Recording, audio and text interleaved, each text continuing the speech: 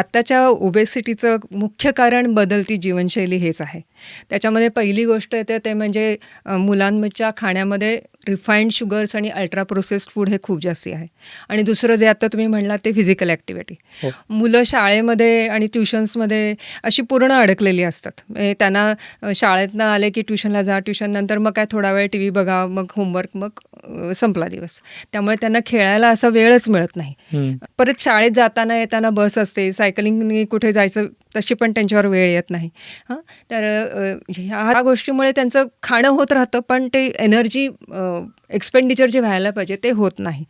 आजकाल laptops, mobile, TV हा मुलांना खूप डिजिटल एक्सपोजर खूप आहे हं. आणि त्याच्यामुळे काय होतं, एक तर मुलांना ते खूप अट्रॅक्टिव्ह वाटतं, त्यामुळे ते त्याला अगदी चिकटून बसतात आणि साहजिकच स्क्रीन बघत बघत खाल्लं जातं आणि हो. किती खातो, काय खातो याचा काही अंदाज येत नाही. परत त्याच्यामध्ये तुम्हाला जाहिराती दिसत असतात. खाण्याच्या पण त्याच्यामध्ये जाहिराती असतात. So again they get attracted. Tempted हं. त्याच्यामुळे त्यांना पण अजून त्याचं पण अट्रॅक्शन होतं. आणि तिसरी महत्त्वाची गोष्ट म्हणजे झोप अपुरी होते मुलांची. ओके. म्हणजे थोडीशी मोठी मुलं असतील तर ते जास्ती करून या स्क्रीनवर त्यांचा वेळ जात असतो. रात्री लवकर झोपत नाहीत आणि परत सकाळी त्यांना त्यांचे काय कामं असतात तिकडे जायला लागतं आणि अपुरी झोप हा पण एक स्ट्रेस फॅक्टर असतो.